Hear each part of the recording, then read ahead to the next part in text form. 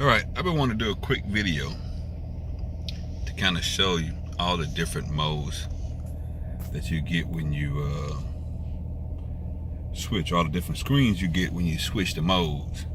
And I got this set up to I got it set up for the display to change with whatever mode that you're using. Let me try to knock that glare off. I think you can see everything now. Let's see. Alright, so that's sport mode.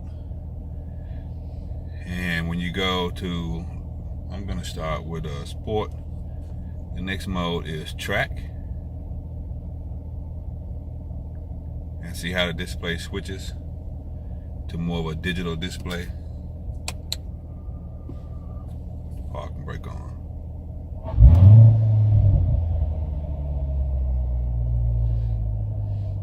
And so this main display changes. I think these kind of stay the same, but it gives you all of your different track, you know, all the different parameters if you want to track that. The next mode is the next mode goes to, let's see, wet mode. Whenever you go to anything but sport and track, it changes the sound. I don't know if you can tell, but the baffles close, so it changes the sound of the car. Is not as loud. And I'm thinking these two here just stay the same. It's just this main gauge that changes with the different modes. And so you can change the internal inside gauge, and this pretty much stays the same on all of them, but you can switch it up. Engine hour, speed limit. It'll actually pull the speed limit from whatever road you're on, except for I'm in the garage, of course.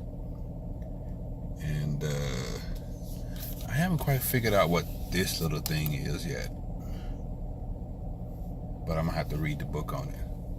I do realize that right there is the, oh, it's dirty. That is a compass, which comes in handy. Let's see, the next mode is eco. And in eco mode, you actually get to, the car actually changes cylinders. It can go from 1 to 8 cylinders. I mean 4 to 8 cylinders, depends on, you know, how fast you're going, or you know what kind of power you need. If you just cruise on the freeway going down to, I don't know, Houston or wherever, it basically stays the same. Now for some reason the mode's not changing, because all of those are different modes. Alright, there's sport mode, that changes. But I think there's another mode for touring. And there should be one for eco.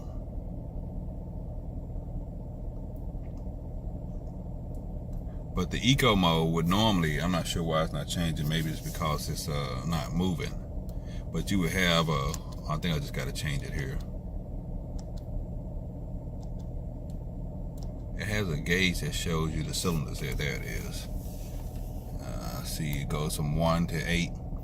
So when you just cruise on the freeway, you know, 50, 60 miles an hour, this changes to 4, and it's green, and lets you know that you're only using 4 cylinders, which is pretty neat and very economical, because you can see how your gas changes. Like I just had to get gas because I was out acting stupid. But I had it was sitting maybe on that last red, and just 1 or 2 real bursts on the gas, and that bad boy, the light came on and everything. It was time to go get some gas. So those are the different modes, and you can go even further with this thing as far as changing it.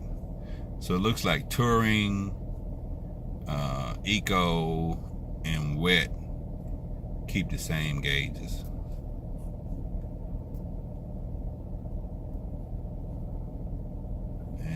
sport mode changes to a different gauge, and you can hear the baffles open. And then touring mode changes to a different gauge.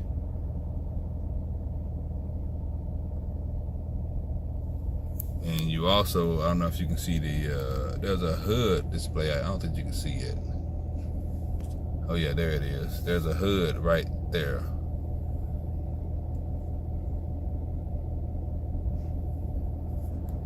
Which is called a heads up display. You see it better if I turn the lights off. And that also changes. Like that's the sport mode. And that is the track mode.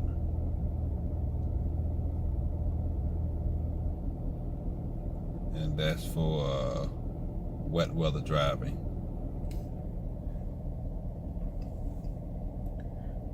So Corvette did a pretty good job of changing something. You can do the whole, you can go mode select and take the traction control off, which is this little button here, or that little indicator, which I just don't advise doing unless you just, really feel like doing crazy stuff. But it's pretty neat. And all these mode changes the ride quality. At least touring, eco, and weather have the same. But sport is probably the average. To me, everyday setting. It has a good mix between being tough or hard and soft. Track mode would literally rattle your brains and your intestines out.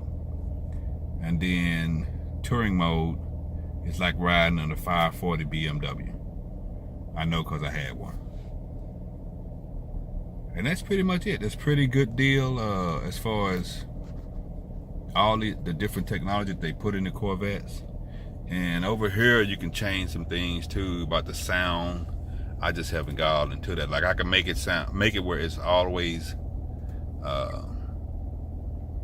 where the baffles are always open and it's always loud, but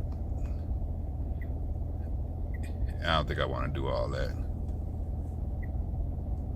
But it's just something that you can do and play with. Just another toy.